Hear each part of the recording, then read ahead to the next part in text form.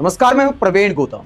दोस्तों, एक तरफ बीजेपी नेता दावा करते हैं कि पीएम मोदी का दुनिया भर में डंका बज रहा है, फिर आखिरकार बीजेपी नेताओं को चुनाव लड़ने के लिए पैसे की क्या जरूरत है? वोट तो पीएम मोदी के नाम पर ही मिल सकता है, और वो भी वित्त मंत्री निर्मला सीतारमण।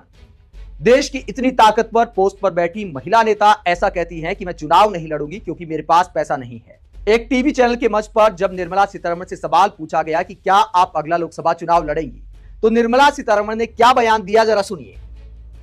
निर्मला सीतारमण कहती है कि पार्टी के अध्यक्ष जेपी नड्डा ने मुझे लोकसभा चुनाव लड़ने के बारे में पूछा था। उन्होंने आंध्र प्रदेश या तमिलनाडु से चुनाव लड़ने की पेशकश की थी। हालांकि इस बारे में सोचने के बाद मैंने चुनाव लड़ने से इनकार कर दिया। 1 हफ्ते या 10 दिन तक सोचने के बाद मैंने जवाब दिया, नहीं, मेरे पास चुनाव लड़ने के लिए उस तरह का पैसा नहीं है।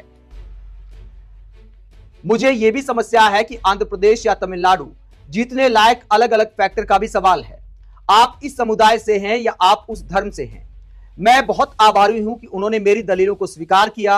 मैं बहुत आभारी हूं कि उन्होंने मेरी दलीलों को स्वीकार कर लिया, इसीलिए मैं चुनाव नहीं लड़ रही हूं। तो दोस्तों, निर्मला सीतारमण कहती है कि मेरे पास चुनाव लड़ने लायक पैसा नहीं है, इसलिए मैं लोकसभा चुनाव नहीं लड़ूंगी। निर्मला सीतारमण देश की बड़ी नेता है। उनको आखिरकार चुनाव लड़ने के लिए ज्यादा पैसे की क्या जरूरत है? वो कम पैसे में भी चुनाव लड़ सकती हैं, लेकिन असल समस्या ये है कि आंध्र प्रदेश और तमिलनाडु में बीजेपी की हालत उतनी ज्यादा मजबूत नहीं है। आंध्र प्रदेश और तमिलनाडु से निर्मला सीतारमण का जीतना मुश्किल है। शायद इसलिए निर्मला सीतारमण इस तरह के बहाने बना रही हैं। हालांकि उन्होंने इस बात को बयान भी कर दिया कि चुनाव जीतने के लिए अलग अलग फैक्टर होते हैं, और जैसा कि उन्होंने कहा कि आप किस धर्म से हैं, किस समुदाय से हैं, ये भी मायने रखता है।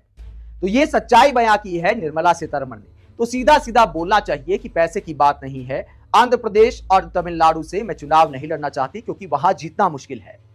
पैसे वाली बात तो एक तरह से बहाना लगती है।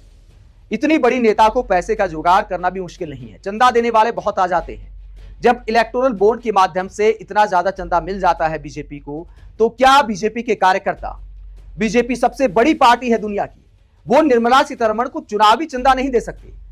बड़ी कंपनियां ना सही, बीजेपी के कार्यकर्ता ही चुनाव लड़ा सकते हैं। ऐसे में पैसे की बात करना निर्मला सीतारमण को शोभा नहीं देता। आप चुनाव न लड़ने के लिए निर्मला सीतारमण की इस तरह की बहानेबाजी को लेकर क्या सोचते हैं? कमेंट बॉक्स पर अपनी राय जरूर दें। अगर आप हमारी पत्रकारिता को पसंद करते हैं तो थैंक्स के ऑप्शन का इस्तेमाल करें, वीडियो को लाइक करें, चैनल को सब्सक्राइब करें। नमस्कार।